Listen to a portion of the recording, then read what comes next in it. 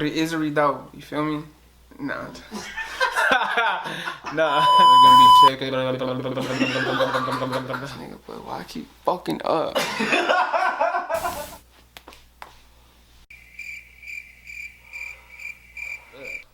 Fucking bitch. Hey yo, turn the bass up. What's good? Y'all tapping into part 2 right here with Urban Moguls B. Right here we dropped the most game. Stop playing. Before we start this part 2, I'm gonna need y'all to stop what you're doing. Hit that subscribe button, that like button, that notification bell. Leave a comment and share it out your own will. You feel me? Anything helps this platform. You know what I'm saying? We were out here with a real special guest. He goes by the name of Stalin, aka JV. The Don. JV too though. JV too though. No, listen, bro. I still when I go through Oakland, like West Oakland, I still see old school flyers and shit from like 2003 that say featuring JV. For real? And these J Stalin fans, they don't know that that's me. Come on now, you gotta be a real one though. You gotta be a real one. We ain't gonna get into. I'm a real fan though. I'm a real fan though. He pulled up the JV on me. You feel me? Like nigga, I remember he was JV before Stalin. You know what I'm saying? For real though. Hey, look. So before we ended part 1, you was talking about artist and rapper, right? You was dropping some real games, some real knowledge, right? And go ahead, for the people who don't know, let them know the difference between the artist and the rapper. An artist loves music and is very knowledgeable about the music and they make music on their love and their knowledge. A rapper is somebody that wants to rap. A rapper is somebody that sees other people make money off rap and they want to rap. Right. That's what I'm saying. It's nothing wrong with being a rapper, but that's not an artist. An artist does it for the love of the music. A rapper does it for the love of the money from the music. Right. And who taught you that kind of game?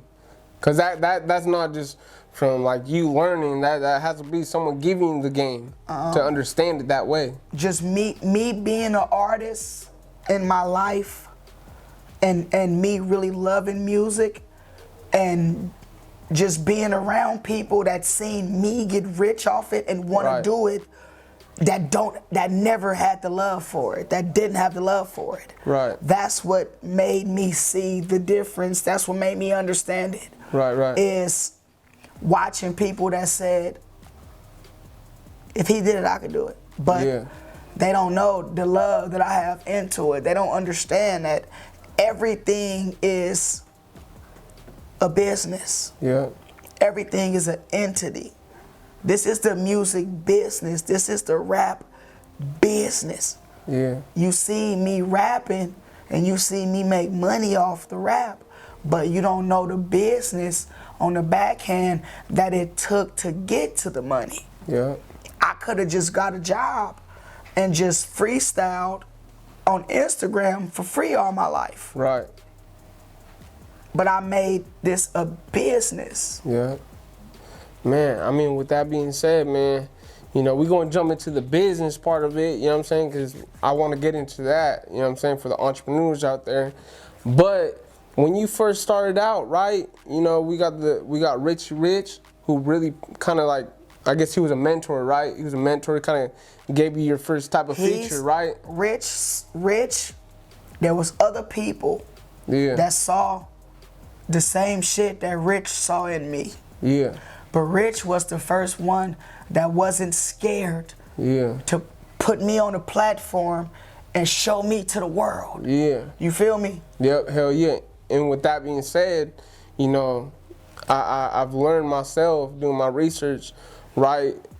There's one night or one day, right, where it was you and Rich and the Jack was in the other room, right? What was that like? Did you already know who the Jack was, or just how was that chemistry built? You know what I mean? Because it just started off of one random day. My Jacka story is one of my favorite stories that I ever tell, and it never changes because it's just really the truth. So we were at the grill. I was in the back room working on my album, and Jacka was in the front room working on his album, which became the Jacka Artist album, the one that I was on, the one that Never Blink was on, that album. So we both was in the grill working on our albums. I didn't know him, he didn't know me. The Jacka is a real N-I-G-G-A. Yeah. Because I'm in this room working, he in that room working. I run out of weed. Yeah. I don't know him from a can of paint. I mean, we don't know each other from a can of paint. Right. I know who he is. Yeah. Because I know who the Jacka is, I know who the mob figure is, I know who Sibo is. You feel me? So I didn't know him at all. Yeah. Never met him, didn't know him at all. But I knew because the studio on my end, the person that owns the studio tells me, you know, you're gonna be in this room. You know the Jacka. Yeah. Sibo artist, whoop, yeah. Stop playing. They're gonna be in that artist, yeah, whoop, yeah. So he tell me, give me the rundown, whoop, so that's fine, yeah, whoop. I go over there, I run out of weed, I have no weed. I go to the Jacka room, and I try to buy some weed. Off the Jack. From Jack. And you know what he say? It's just weed, give it away. No, he said, I don't got enough. He said, I don't got enough for sale. Yeah. But you can smoke with us. So I didn't go back to my studio like three hours later. Yeah. I stayed in the room with them and just smoked. He like, I'm like, I don't got enough for sale. But he like, you the little nigga on Rich shit, right? I'm like, yeah. He like, little nigga, you dope. Ooh. Yeah. So. And then that's how Never Blink, Never Cry came out. No, he like, I got one. I think you would be dope on. Yeah. And he pulled Never Blink up. But that's how that happened. I went over there and asked him to buy some weed. Yeah. He said he didn't have none for sale. Smoked with me for free and pulled up Never Blink. And I left with a feature on the Jacka album. Right. I mean, with that being said, you know, because eventually you start listen, doing. though. Go ahead. I had enough heart to go over there and ask that nigga to sell some weed. Yeah. Because I be in the studio with niggas all the time. Big name niggas. And they never knock on my door. Yeah. And I know the niggas tell them Jay Stalin in the other room. Yeah. That's all I'm saying. Yeah. So with that being said, how's that like? You feel me? Because you just young, you coming in the game, right? Then you meet the Jag, you with Rich, right? And then as you go, you start dropping tracks, you start getting more in the game, right? And you dealing with people like the Jag, right? Burn, right? I mean, Burn's like after, right? And then, so the mob figures, right? And then you start being your own identity, Livewire, you know what I mean? How does all that transition, you know what I'm saying? How do you start building that vision out of nothing? The Livewire shit came from No Limit. No Limit. I just was a big No Limit fan. Like, Death Row laid the blueprint. Right. And No Limit just took it to the peak. Level, yeah. But Death Row and No Limit created something to Death Row, and they did what Puffy always tried to do, but never ever really got to pinpoint it. Right. Because he never ever had good enough rappers. Right. Like, he had good rappers, but he never had great rappers. Right. So what I'm saying is, No Limit and Death Row made it to where you would buy the albums long as they had the Death Row stamp or the No Limit stamp on it. Right. You didn't care who they was. You didn't care what name it was. Long as the shit came from Death Row or No Limit, you was going to get it. Yeah. Puffy tried to do that with Bad Boy, but he didn't work because he only had one Biggie. Yeah. No, you feel me? Master P yeah. had so many niggas. Yeah. Master P had Master P.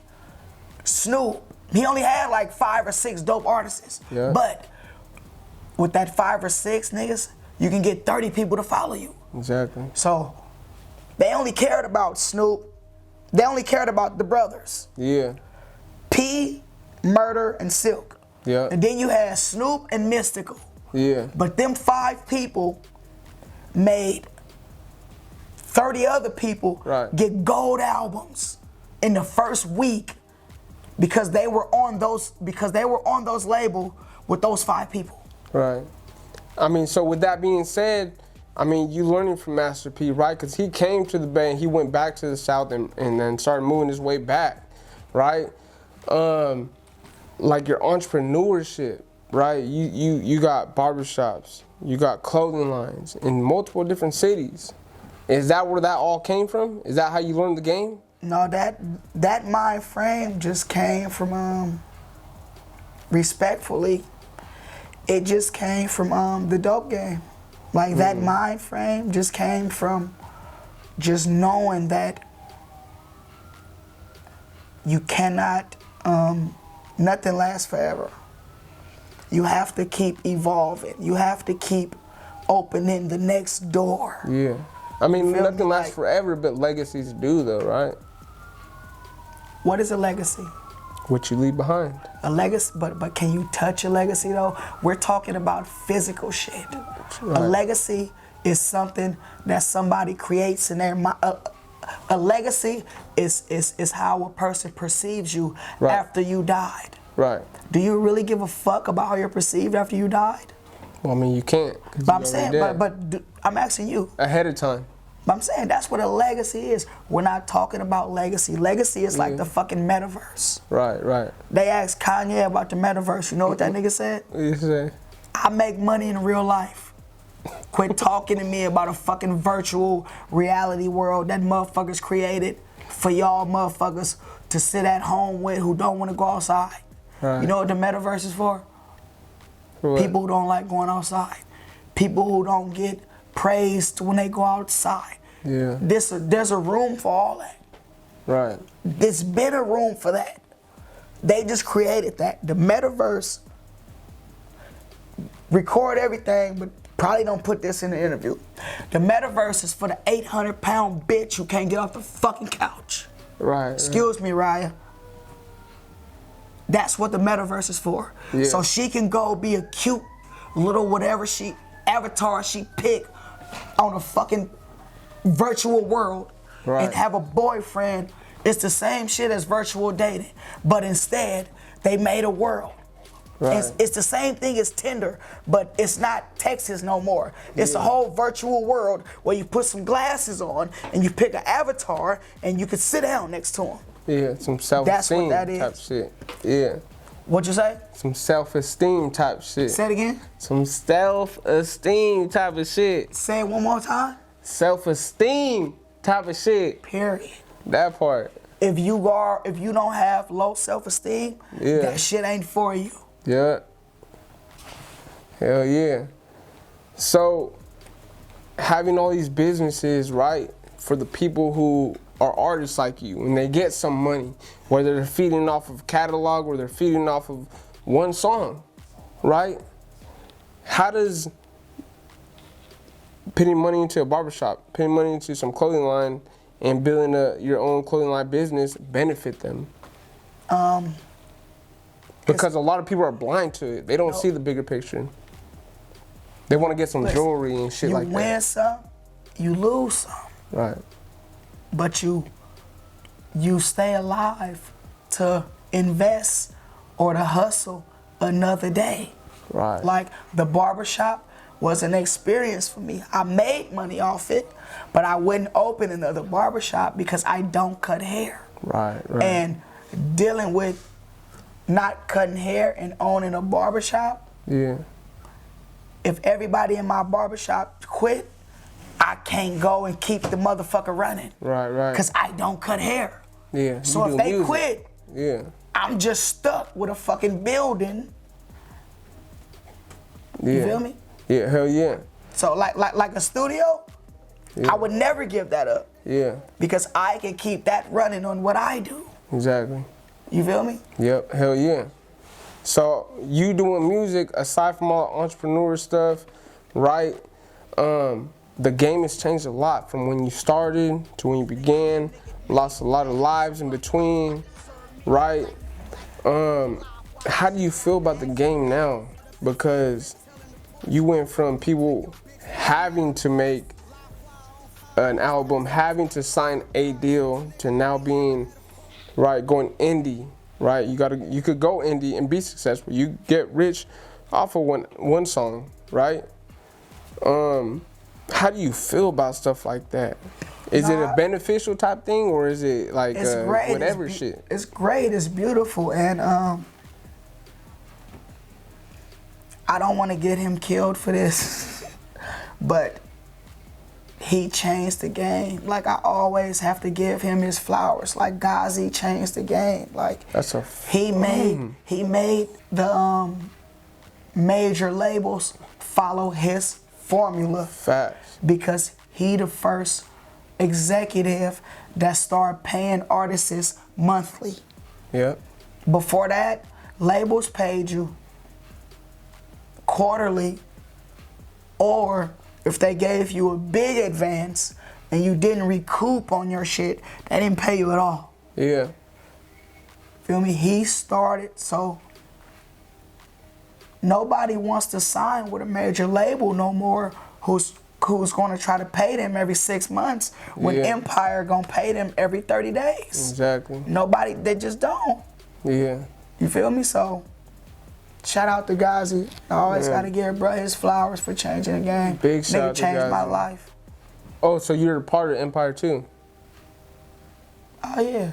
Yeah. In a sense, right? 'Cause you got your own label and you got the distributing type. My distribution deal for my label. Yeah. Empire distributes me. Right. And all my artists. Oh. That's the deal that I have with them. How do you come with circumstances like that? For the people who want to build their own team. Because you're not. An identity. You only worth what you negotiate. Janet Jackson got the biggest contract in the world when she was after the Rhythm Nation album with Virgin Records for $50 million. At that time, that was the biggest record contract ever given out. But that was because her representation wasn't taking nothing less than 50. Right. You feel me? You have to start somewhere. You have to be able to say no. Yeah. Balance They out. offered her 20, they offered her 30, they offered her 40, but they wasn't taking nothing less than 50. Yeah. And if they couldn't get that 50, they wasn't signing with nobody. Yeah. You gotta stand on you feel me? You gotta stand on your shit. You gotta be firm on your word. Yeah, hell yeah. Man, so look, before we close this thing out, go ahead, let the people know a little bit of GME that you could give them for the people who are indie at the moment, right? And then let them know what you got coming up next. What's the dates? February 11th, I got 2 new albums dropping. I know a lot of my fans been waiting for Women and Money 2 for about 10 years, so it's finally here, it's finally coming, it's dope as hell too. So I got that coming for y'all. I know y'all been missing Stalin and R&B J. He's back. Yeah. So I got that, and then I got Tears of Joy 3 also dropping on February 11th. Damn. Both albums, so 2 albums, one for the women and one for my thugs. Right. You know what I'm saying? I just went to new up and coming artists, man. Just follow your mind, man. Like, you are the master. You are the master of your own fate. Do what you want to do, because if you fail, you the only motherfucker gonna be sitting in the corner crying by yourself. Facts. Hell yeah, man. So for the people who don't know where they can find you, where can they find you, platforms and everything? I mostly do Instagram, Facebook. I really don't be on Twitter, so just Instagram, Facebook, YouTube. I'm streaming on all platforms, so all of those, you already know that. But my main page, if you want to interact with me directly, it'll be Facebook or Instagram. Right. At J Stalin, right? Okay. J Stalin Livewire is the same handle for everything. Right on. Hell yeah, man. Look, y'all tapping into another episode of Urban Moguls with B. Right here, we dropped the most game. Before you close this thing out, hit that subscribe button, that notification bell, that like button, leave a comment. Anything helps this platform. But make sure you're soaking up game at the end of the day. Right here with Urban Moguls will be.